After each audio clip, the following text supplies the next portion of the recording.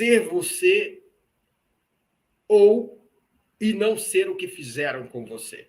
Vocês lembram a história da Alana?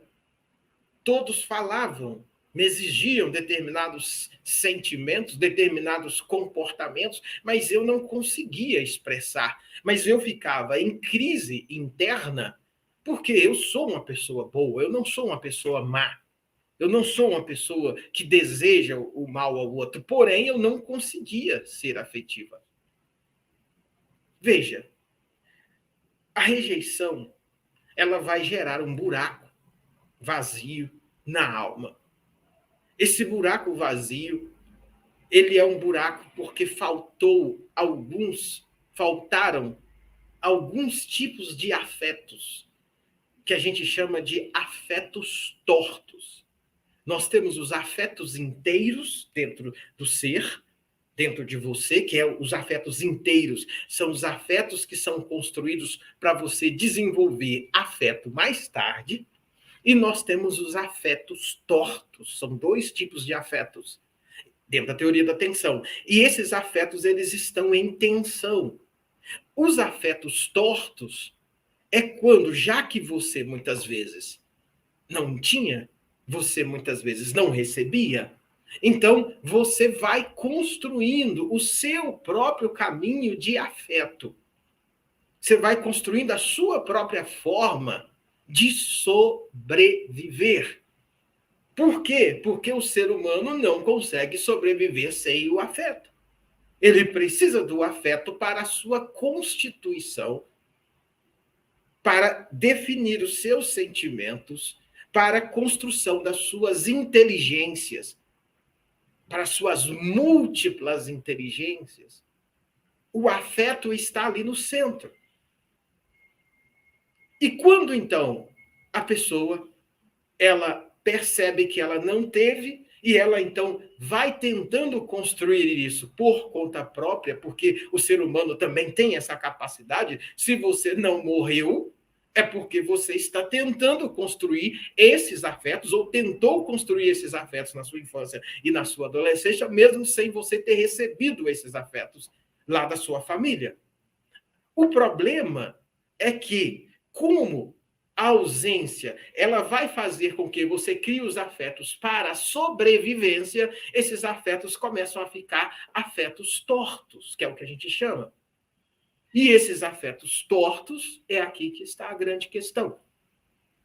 Eles não são completos, eles não são inteiros. E o fato deles não ter sido inteiros, você, na sua razão, entende o que deve ser feito. Por exemplo, você está lá no seu trabalho, você quer aquela vaga, você sabe que você tem capacidade, você tem competências para poder assumir aquele lugar. Todas as pessoas dizem que você tem as competências, você ama, inclusive, trabalhar com pessoas. Entretanto, alguma coisa dentro de você começa a jogar contra você mesmo, dizendo muitas vezes dentro do seu ouvido, dentro da sua cabeça, que você não tem condições de ocupar aquele lugar.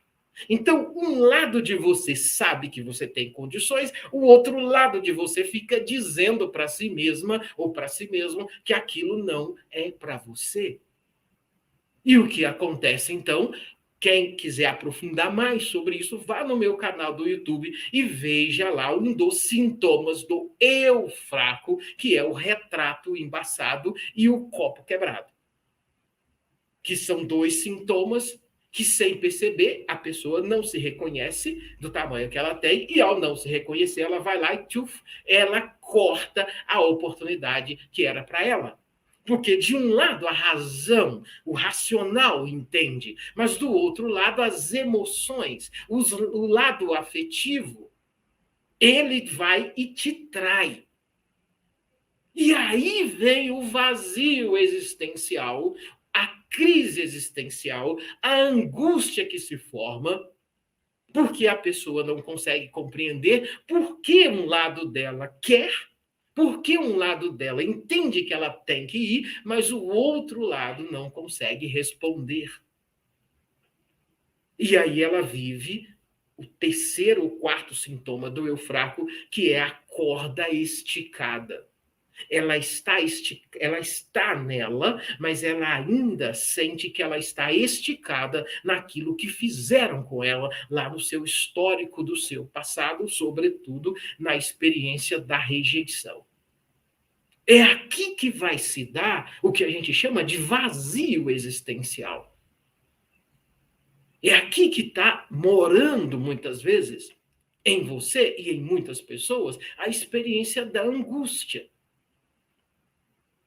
A angústia é um vazio que não consegue ser preenchido porque falta o sentido de vida. Falta o sentido. Quando eu, né, não somente eu, quando nós decidimos preparar esse conteúdo, é porque a gente entende que muitas pessoas sofrem com isso.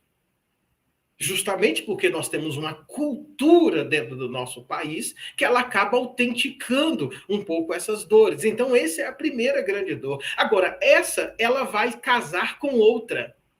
Então, eu preciso trazer as 3 dores para trazer os 3 princípios que conversam, resolvendo, ajudando a você a superar, ajudando a você a se autocompreender, ajudando você a perceber que há esperança para você.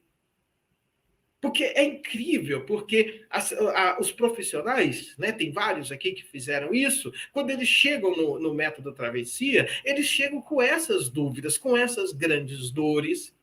E se eu não presenciasse o depoimento, a experiência de pessoas que eu vou segurando ali na mão, vou segurando na mão, para que ela saia desse lugar, eu não estaria trazendo esse conteúdo aqui para você.